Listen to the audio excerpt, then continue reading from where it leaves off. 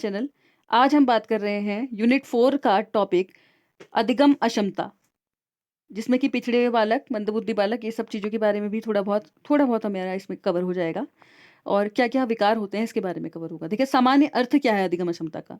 जिन बालकों के तंत्रिका तंत्र में दोष उत्पन्न हो जाने के बाद अधिगम के विकास में विकार हो जाता है। कहने का मतलब ये है, हाँ, उसको ऐसा बालक जिसको लिखने में परेशानी हो सकती है, लिखने के साथ साथ पढ़ने में परेशानी हो सकती है, उसको अपने हाथ पैर की मूवमेंट पे परेशानी हो सकती है, समझने में कई बार भाषाई विकार होते हैं, समझने में परेशानी हो सकती है, इसे कहते हैं। जिसके फलस्वरूप अन्य बालकों की तुलना में वो बच्चा क्या होता है, पिछड़ जाता है। देखिए, एक बच्चा ऐसा है जो कि बी को डी लिख रहा है, एम को डब्ल्यू लिख रहा है, तो क्या है, थोड़ा सा डिसलेक्सिया है उसे या डिसकैलकुलिया है। कमेंट सेक्शन में कमेंट करके जरूर बताइए क्या परेशानी है उसे। ठीक है, बात करते हैं अन्य नाम। इसी के अन्य नाम क्या है? अधिगम विचलन भी इसे कहते हैं, अधिगम विकार भी कहते हैं, और लर्निंग डिसेबिलिटी भी। इसे लर्निंग डिसेबल कहो या डिसेबिलिटी, दोनों इसी के नाम है। ठीक है, इसके बाद बात करते हैं अधिगम असमता का शाब्दिक अर्थ क्या है। तो देखिए, सीखने की योग्यता का अभाव। ऐसे बच्चे जो इतने ज्यादा जल्दी सीख नहीं पाते हैं, जिनको सीखने में क्या लगता है, थोड़ा टाइम लगता है। तो अधिगम असमता का जो प्रयोग था, सबसे पहले किसने किया? 1963 में किया गया था, सैमुअल किर्क द्वारा। ये याद रखिए, ये बहुत ही इंपॉर्टेंट लाइन है। ठीक है, अधिगम असमता की प्रकृति या विशेषताएं क्या हैं? तो यह मनोविज्ञान में एक नवीन क्षेत्र है। मतलब हर वक्त, देखिए, ऐसा कह सकते हैं ना, अब इसको बहुत ज्यादा नवीन नहीं कह सकते, लेकिन हर पल के लिए नया है। क्यों? क्योंकि हर बार इसमें कुछ ना कुछ नई चीजें क्या हो जाती हैं, ऐड होती जाती हैं। ठीक है, जैसे कि अभी आपको पता होगा ADHD है, ऑटिज्म है, साथ ही साथ ड्वार्फिज्म है, बहुत सारी तरीके की डिसेबिलिटी क्या हुई है, ऐड की गई हैं। एसिड विक्टिम्स हैं, ये सब भी ऐड किए गए हैं। अब बात करते हैं अधिगम असमता कठिनाइयां विकृतियों का विषम समूह है। देखिए, बच्चे को क्या होती है, कठिनाई होती है, चाहे वो पढ़ने में हो, चाहे वो भाषा को समझने में हो, चाहे वो बोलने में हो, चाहे वो लिखने में हो, चाहे वो गणितीय रूप में हो। ठीक है, तो अधिगम असमता जैविक व मनोवैज्ञानिक समस्या है। देखिए, जैविक और मनोवैज्ञानिक समस्या है ये। अधिगम संबंधित समस्याओं से ग्रस्त एक क्षेत्र है। इसका स्वरूप प्रायः स्थायी होता है। देखिए, ऐसा होता है ना, कई बार बहुत टाइम लग जाता है किसी बच्चे को कुछ चीज समझने में। ठीक है, अधिगम असमता आंतरिक और स्नायु जनित होती है, या आंतरिक भी हो सकती है। ठीक है, अब बात करते हैं अधिगम असमता से संबंधित विशेष तथ्य। इसका स्वरूप प्रायः स्थायी होता है। अधिगम असमता आंतरिक, और ये आपको मैंने बता दिया। बात करते हैं अधिगम असमता से संबंधित विशेष तथ्य क्या है। देखिए, association for children with learning disability संघ की स्थापना किसने की? सैमुअल किर्क ने की थी। याद रखिएगा इसको। इसके बाद बात करते हैं कुकसेक, वाइस व बेलने ने 1957 ईस्वी में बुद्धिलब्धि न्यून का अध्ययन किया। उन्होंने क्या अध्ययन किया कि बुद्धिलब्धि से ही क्या बहुत सारी चीजें पता लग पाई थी। क्या क्या पता लग पाई थी? याद रखिएगा, आप लोगों ने देखा होगा, इंटेलिजेंस जिसने भी पढ़ा है उसको पता होगा, वहां पे आप बहुत सारी चीजें पढ़ते हैं। हम बिने पढ़ते हैं, साइमन पढ़ते हैं, बहुत सारे इस तरीके के नाम पढ़ते हैं ना। तो उसमें हमें बताता है कि उसके बाद टर्मन आए थे, टर्मन ने बुद्धिलब्धि के बारे में बताया।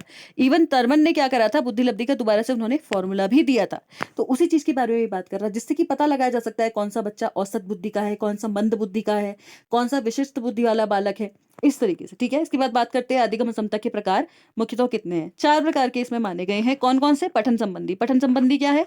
ऐसा बच्चा जिसको पढ़ने में क्या हो, परेशानी हो। ध्यान दीजिएगा, अगर पेपर में कभी ऐसा आ जाए, ऐसा बच्चा जिसे पढ़ने तथा लिखने दोनों में परेशानी है, उसे क्या कहेंगे? उसे भी डिसलेक्सिया ही कहा जाएगा। डिसलेक्सिया का मतलब होता है पढ़ने में तथा लिखने में। देखिए, जो बच्चा पढ़ेगा गलत, वो हो सकता है मेजरली लिखेगा भी क्या, गलत। ठीक है, इसके बाद बात करते हैं लेखन संबंधी अधिगम अक्षमता। लेखन संबंधी मतलब लिखने से संबंधित।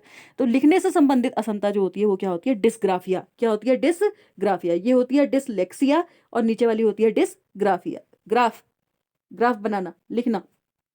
ठीक है, इसके बाद है गणितीय यानी कि तार्किक संबंधी अधिगम अक्षमता। ऐसा बच्चा जिसको मैथ्स में बहुत ज्यादा प्रॉब्लम आती है या कैलकुलेशन में बहुत ज्यादा प्रॉब्लम आती है, उसे होता है डिसकैलकुलिया। क्या होता है? डिसकैलकुलिया। कैलकुलेशन से याद रखेंगे, डिसकैलकुलिया। ठीक है, इसके बाद बात करते हैं बोलने या मौखिक संबंधी अधिगम अक्षमता। अब इसमें अफेजिया भी हो सकता है, डिस्फेजिया भी हो सकता है। ठीक है, तो सबसे पहला है आपका पठन संबंधी विकार या विकृति, जिसे कहते हैं डिसलेक्सिया। इसका मतलब है पढ़ने से संबंधित ये विकार होता है। हस्त कौशल निपुणता का अभाव, या देखिए, जो पढ़ेगा अच्छे से नहीं, उसको लिखने में भी परेशानी हो सकती है। पेंसिल नहीं पकड़ पाना, वर्ण या शब्दों का उल्टा पढ़ना। देखिए, बहुत सारे बच्चे ऐसा करते हैं ना, वो पढ़ते भी उल्टा है। आप लोगों ने एक मूवी देखी होगी, वो जो आमिर खान की एक मूवी थी, तारे जमी पे। उसमें वो बच्चे को डिसलेक्सिया होता है, वो समझ ही नहीं पाता है, वो बी को क्या पढ़ रहा होता है, डी पढ़ रहा होता है। ठीक है, डब्ल्यू को क्या दिखता है, उसको एम दिखता है, उसको सारे अक्षर उल्टे सुल्टे दिखाई दे रहे होते हैं। यही बीमारी उसको थी। ठीक है, ऐसा बच्चा पेंसिल सही से नहीं पकड़ पाता। ठीक है, काटम काटी इस तरीके की चीजें वो सही से लिख नहीं पाता है, इस तरीके की चीजें बनाने लगता है। वर्ण या शब्द को उल्टा पढ़ने लगता है, ठीक है। इसके बाद बात करते हैं वर्णमाला उच्चारण में कठिनाई। वर्णमाला का जो उच्चारण होता है ना, उसमें भी ऐसे बच्चे को क्या होती है, कठिनाई होती है, नहीं से उच्चारण सही से अच्छा कर पाता। भाषा के अर्थपूर्ण प्रयोग का अभाव, और बच्चे को पता ही नहीं चल पाता। जैसे देखिए इंग्लिश में आप समझेंगे, एक वर्ड है नो, KNOW, और एक वर्ड है नो, NO। तो देखिए नो का मतलब होता है नहीं, KNOW का मतलब होता है जानना।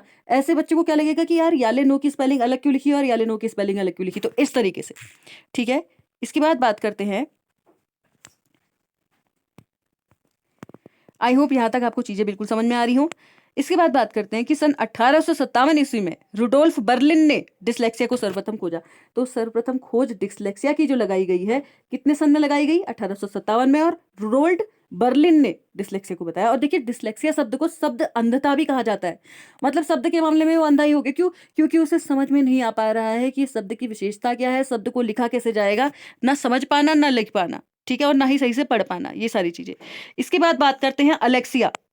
अलेक्सिया देखिए ए वर्ड जहां पे भी लग जाते हैं इनका मतलब भी नेगेटिव ही होता है। यह पढ़ने से संबंधित विकार है। अफेजिया भी पढ़ने से भाषाई विकार होता है अफेजिया, ठीक है। अलेक्सिया क्या है, पढ़ने से संबंधित विकार है।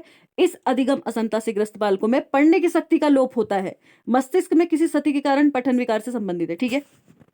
अब देखिए बहुत लोग कुछ बच्चों को क्या कहते रहते हैं, ये तो है ही बेवकूफ, इसको आ ही नहीं रहा। देखिए तो लोग गलती करते हैं, एक्चुअल में बच्चा नहीं बेवकूफ वो लोग हैं जो कहते हैं। क्यों? क्योंकि बच्चे के साथ तो जेन्युइन प्रॉब्लम होती है, वो पढ़ नहीं पा रहा होता है, लिख नहीं पा रहा होता है, समझ नहीं पा रहा होता है, लेकिन लोग अपने व्यंग उन पे थोप रहे होते हैं।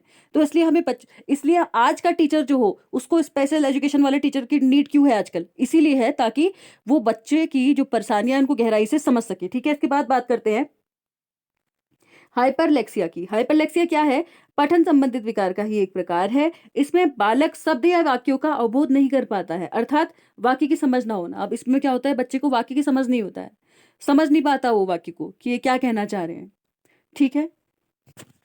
अब देखिए कई बार जैसे हम इस तरीके से कह सकते हैं, कोई कहता है वे लोग आ रहे हैं, कोई कहता है वे आ रहे हैं, कोई कह रहा है वो आ रहा है, तो अलग अलग सेंटेंस है लेकिन मीनिंग सबका एक है। तो कई बार अगर उस बच्चे के सामने इस तरीके की चीजें रखी जाएंगी तो वो समझ नहीं पाएगा, ठीक है। इसके बाद बात करते हैं लेखन संबंधित विकार या असमता। तो लेखन संबंधित विकार को हम क्या कहते हैं, डिस्ग्राफिया, ठीक है। डिस्ग्राफिया कहा जाता है, अग्रेफिया कहा जाता है, अप्रेक्सिया कहा जाता है, या डिस्प्रेक्सिया कहा जाता है। डिस्प्रेक्सिया मतलब है मोटर संबंधित, यानी कि गत्यात्मक रूप में। तो देखिए बच्चों जो लिखेगा, लिखते समय तो गति ही लगेगी ना उसकी, गत्यात्मक रूप भी क्या होता है ऐसे का, विकृत होता है, नहीं सही से वो कर पाता, ठीक है। बात करते हैं डिस्ग्राफिया की। डिस्ग्राफिया का मतलब है अपूर्ण अक्षर या शब्द लिखना, सही से शब्द नहीं लिख पाना। अपठय हस्तलेखन, यानी कि सही से ऐसा लिखा होगा ना कि पढ़ा ही नहीं जाएगा, अजीब सा। अशुद्ध लेखन तथा लेखन विकृति, शब्दों तथा अक्षरों या वाक्यों को त्रुटिपूर्ण लिखना। त्रुटिपूर्ण वाक्य क्या होंगे, लिखे होंगे। जैसे कि एक एग्जाम्पल मैं आपको इसमें देती हूँ, आप सभी लोग लिखने की कोशिश करना श्रुतिलेख। श्रुतिलेख शब्द आप लोग लिखने की कोशिश करना अपनी कॉपी में, कैसे लिखते हैं। तो कई बार कई बच्चे क्या होते हैं उस पर कंफ्यूज हो जाते हैं कि श्रुतिलेख को क्या हम ऐसा वाला श्रु के साथ लिखे, क्या ऐसे वाले श्रु के साथ लिखे। तो ये इस तरीके की क्या हो सकती है त्रुटियां। अब बात करते हैं अग्रेफिया की। यह भी अपलेखन विकार का ही एक प्रकार है। इसमें बालक द्वितीय भाषा के प्रति असमता प्रदर्शित करते हैं। देखिए द्वितीय भाषा, देखिए हमको आपको पता है, आपने लर्निंग थ्योरीज पढ़ी होंगी। लर्निंग थ्योरीज के साथ साथ हम दो थ्योरी पढ़ते थे, एक स्टीफन क्रेशन की थ्योरी भी हम पढ़ते थे। तो उसमें क्या बात होती थी ना, देखिए कुछ कुछ कई बार क्या होता है, कुछ बच्चे ऐसे होते हैं जिनकी पहली लैंग्वेज उनकी लोकल लैंग्वेज वो सीखते हैं, दूसरी लैंग्वेज के तौर पे वो हिंदी या कोई और इंग्लिश सीख रहे होते हैं। तो दूसरी लैंग्वेज बच्चे को उतने अच्छे तरीके से समझ में नहीं आ पा रही होती है। तो द्वितीय भाषा के प्रति क्या असमता प्रकट करना ही क्या है, अग्रेफिया है। आई थिंक ये आपको क्लियर हो रहा हो, ठीक है। जैसे कि हिंदी तो आती है बच्चे को, लेकिन वो इंग्लिश सीखने की कोशिश कर रहा है, लेकिन बार बार इंग्लिश में भी क्या घुसा दे रहा है बीच में, हिंदी। इस तरीके का बच्चा। इसके बाद बात करते हैं डिस्प्रेक्सिया। इसमें बालक को लिखने व चित्रांकन में कठिनाई होती है, लिखने में और चित्र वगैरह बनाने में क्या होती है, बच्चे को कठिनाई होती है। इसके बाद स्थूल व सूक्ष्म गामक असमता में कठिनाई। देखिए बहुत सारे बच्चों को ऐसा होता है ना, बहुत पतली चीजें कहीं पे बनानी रहती हैं, बहुत बड़ी चीजें कहीं पे बनानी रहती है, उसमें क्या आती है, परेशानी आती है, ठीक है, फाइन चीजें नहीं बना पाता। इसके बाद पढ़ना लिखना और बोलने संबंधी विकार में भी डिस्प्रेक्सिया आ जाता है, ठीक है। वैसे मोटर संबंधित है, आप याद रखेंगे, तो ये तीनों चीजों में ही आ जाता है। इसके बाद बात करते हैं अप्रेक्सिया की। शारीरिक विकार के कारण व्यक्ति लिख नहीं पाता है। देखिए शारीरिक विकार के कारण क्या होता है, बच्चे लिख नहीं पाता बच्चे। देखिए बहुत सारे बच्चे ऐसे होते हैं उनके हाथ मूवमेंट नहीं कर पाते सही से। इस तरीके के बच्चे। तंत्रिका तंत्र संबंधी विकार होता है ऐसे बच्चों में, ठीक है, या मस्तिष्क क्षति होने के कारण लिखने में उनमें क्या होता है, विकार होता है। इसके बाद बात करते हैं गणितीय संबंधी अधिगम अक्षमता। तो देखिए गणित का नाम जहां पे आ जाएगा कैलकुलेशन आ जाएगा, तो डिस करना मतलब एक तरीके से कॉन्ट्राडिक्टरी यानी कि उल्टा ही होता है। दो डिसकैलकुलिया का मतलब है जिसको गणित संबंधी चीजों में क्या होगा, परेशानी होगी। सूत्र व सिद्धांतों के प्रयोग की असमता। देखिए बहुत सारे बच्चे ऐसे होते हैं कि 9th-10th में जब वो आ जाते हैं तो टिग्नोमेट्री के फॉर्मूले में ही उलझे रह जाते हैं, उनको समझ में ही नहीं आता कि इसका रियल यूज कहाँ है, हम इसको पढ़ क्यों रहे हैं, हम ये रटे क्यों जा रहे हैं, ठीक है। तो ऐसे बच्चों को क्या होता है, डिसकैलकुलिया होता है। अंकों तथा तथ्यों के अर्थ को समझने में परेशानी। देखिए स्टैटिस्टिकल बड़ा बड़ा डाटा होता है जो ऐसे बच्चा उसको क्लियरली समझ में नहीं पाता है, ठीक है, क्योंकि उसको असलियत में क्या हो रही होती है, परेशानी हो रही होती है। जैसे कि चेकबुक और नगद भुगतान से भी भय होता है ऐसे बच्चे को। अंक गणितीय प्रक्रिया न कर पाना, चिन्हों का न पहचान पाना। देखिए बहुत सारे लोग ऐसे होते हैं ना, अगर वैसे उनकी फैमिली वगैरह की दुकान होती है, दुकान में बैठेंगे लेकिन उनको कभी भी आंकड़ों का सही से अनुमान लगाना ही नहीं आता है। कुछ बच्चे ऐसे बैठते हैं या फिर कुछ लोग होते हैं जिनको बचपन से ही ये प्रॉब्लम होती है, लेकिन उनको समझ में नहीं आ पाता है कि उनको ये प्रॉब्लम है, पर वो क्या करते हैं, पैसे वगैरह में क्या करते हैं, फिर गलती हो जाती है उनसे, ठीक है। इसके बाद बात करते हैं बोलने संबंधी विकार।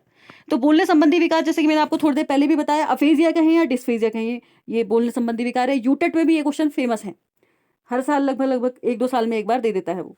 अफेजिया क्या है, भाषा संबंधित कठिनाई यानी कि मौखिक रूप से। तो डिस्फेजिया का है विचार अभिव्यक्ति के दौरान कठिनाई से संबंधित, ठीक है। आई होप आपको ये पूरा क्लियर हो रहा हो। उसके बाद बात करते हैं अन्य मनोविकार। डिस्थीमिया, गंभीर तनाव की स्थिति को क्या कहा जाता है, डिस्थीमिया, ठीक है। ज्यादा सोचेगा जो, बहुत कई बार ऐसा होता है इंसान बहुत ज्यादा सोचता है, किस में चल जाता है, डिप्रेशन में चल जाता है, ठीक है। तो डिस्थीमिया टाइप की अवस्था होती है वो। इसके बाद बात करते हैं एपिलेप्स, मिर्गी के दौरे से संबंधित। मानोप्लेसिया, एक हाथ या पैर से संबंधित, ये मतलब ये भी क्या आ गया, आपका डिस्प्लेक्सिया के ही अंतर्गत आ गया। ये सारे आप एक बार देख लीजिएगा, ये आपको कैसा लग रहा है, ये एक बार सारा का सारा अच्छे से देख लीजिए आप, इसका स्क्रीनशॉट भी आप लोग ले लीजिएगा, ठीक है। इसके बाद हम आगे बढ़ते हैं। तो ऑटिज्म इसमें एक सबसे ज़्यादा इंपॉर्टेंट है, सीमित व दोहराव व्यवहार। देखिए ऑटिज्म वाला जो बच्चा होता है ना, इस सोसाइटी से मिलने में बड़ा घबराता है। और देखिए आप लोग अभी जिस एज में चल रहे हैं ना, कंपटीशन की तैयारी कर रहे हैं, बहुत ज़्यादा तनाव की स्थिति में, तो आप में से 90% लोग ऑटिज्म से ग्रस्त हैं। क्यों? क्योंकि आप लोग जैसी, आप कमेंट सेक्शन में जरूर कमेंट करके बताइएगा, जैसे आपके गेस्ट वगैरह या आपके रिलेटिव्स वगैरह आते हैं, आप रास्ता बदल लेते हैं। क्यों? क्योंकि बार बार आपसे पूछा जाता है कि अभी तक तुम्हारा एग्जाम निकल गया क्या, इस तरीके के क्वेश्चन। तो ये एक स्थिति ऐसी आती है उसमें इंसान क्या करता है, समाज से दूर रहने की कोशिश करता है, इसे क्या कहते हैं, ऑटिज्म, ठीक है। तो विश्व ऑटिज्म डे कब मनाया जाता है, 2 अप्रैल को मनाया जाता है। देखिए 1 अप्रैल को सब आपको उल्लू बनाते हैं और 2 अप्रैल को आपको रिश्तेदारों से क्या करना पड़ता है, भागना पड़ता है जगह जगह, ठीक है। तो ये क्या है, विश्व ऑटिज्म दिवस, कितने तारीख को, 2 अप्रैल, याद रखिएगा इसे। इसके बाद ये सारा भी देख लीजिएगा, इसका स्क्रीनशॉट ले लीजिएगा, मनोरोग के अन्य प्रकार। इसके बाद बात करते हैं डिसलेक्सिया की। सबसे पहला क्वेश्चन है, कुछ प्रश्न मैंने इसमें डाले हैं, डिसलेक्सिया संबंधित है। तो डिसलेक्सिया किससे संबंधित है, जरूर कमेंट सेक्शन में कमेंट करके बताइए। क्या पढ़ने संबंधी समस्या से है, ये ठीक जैसा लग रहा है। गणितीय कौशल संबंधी, नहीं, गणितीय से वाले से तो क्या था, डिसकैलकुलिया। लेखन संबंधी से तो डिसग्राफिया था। वाक संबंधी, समता संबंधी विकार से तो डिसफेजिया था। तो क्या हो गया, पढ़ने संबंधी समस्या से, ठीक है। इसके बाद बढ़ते हैं नेक्स्ट क्वेश्चन में। बच्चा जो कि डैश से ग्रस्त है वह सॉ और वॉज को, सॉ और वॉज और सियर और अनक्लियर में अंतर नहीं कर पाता। ऐसे बच्चा, ये बच्चा किस चीज से ग्रस्त है, शब्द जमलिंग विकार, डिसलेक्सिया, डिसमोर्फिया या डिसलेक्समिया। देखिए डिसलेक्समिया तो अभी तक कुछ होता नहीं है, ऐसा नया वर्ड खोज दिया अपने मन से। और डिसमोर्फिया भी नहीं होता है, ये भी क्या होता है, डिसलेक्सिया, ठीक है। उल्टा लिखना वर्ड्स को। यदि आपकी कक्षा का 82 क्वेश्चन नंबर, यदि आपकी कक्षा का एक बच्चा सी को डी तथा डी को सी लिखे या पढ़े तो वह कौन से रोग से पीड़ित है? क्या उसे मलेरिया है, फाइलेरिया है या टाइफाइड है? तो देखिए क्या है, उसे भी डिसलेक्सिया है। नेक्स्ट क्वेश्चन, बच्चों की गणित सीखने संबंधी असमता है, अग्राफिया, डिसकैलकुलिया, डिसलेक्सिया, डिसग्राफिया। तो देखिए क्या है, डिसग्राफिया क्या है, गणित सीखने संबंधी परेशानी, ठीक है। अधिगम क्षमता निम्नलिखित में से किससे प्रभावित होगी? इस क्वेश्चन, ये बहुत इंटरेस्टिंग क्वेश्चन मैंने डाला है, इसका आंसर आप लोग कमेंट सेक्शन में जरूर देंगे, ठीक है। इसके बाद आगे बढ़ते हैं। शारीरिक रूप से अक्षम बच्चों को सामान्यतः होता है, जो बच्चे शारीरिक रूप से क्या होते हैं, अक्षम होते हैं, उन्हें क्या होता है, क्या उन्हें डिस्ग्राफिया होता है, डिसकैलकुलिया होता है, डिसलेक्सिया होता है, डिस्थीमिया होता है? बहुत इंटरेस्टिंग क्वेश्चन है, ध्यान दीजिएगा। आधे से ज्यादा बच्चे इसका आंसर पक्का डिस्थीमिया कर रहे होंगे, जो कि गलत है। डिसलेक्सिया भी नहीं है, डिसकैलकुलिया भी नहीं है, इसका आंसर है डिस्ग्राफिया। याद रखिएगा, मोटर संबंधित, गति संबंधित डिस्प्रेक्सिया होगा। अगर कभी भी अगर शारीरिक रूप से असमता में डिस्प्रेक्सिया दिया है तो पहला आंसर डिस्प्रेक्सिया। अगर डिस्प्रेक्सिया ऑप्शन में नहीं है तो आंसर क्या होगा? डिसग्राफिया। ठीक है, आगे बढ़ते हैं।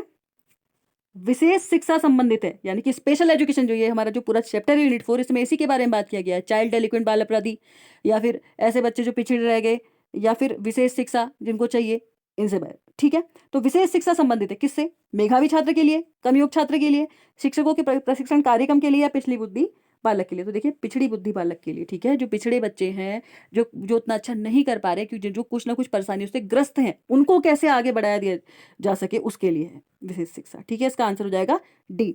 अगला क्वेश्चन, CWSN का अर्थ है। CWSN का क्या अर्थ है? तो इसका अर्थ है चिल्ड्रन विथ स्पेशल नीड। ठीक है, या चाइल्ड विथ स्पेशल नीड, तो विशिष्ट आवश्यकता वाले बच्चे। इसके बाद बात करते हैं, ब्रेल लिपि एवं टेप रिकॉर्डिंग किसके लिए शैक्षिक प्रावधान के रूप में प्रयुक्त किए जा सकते हैं?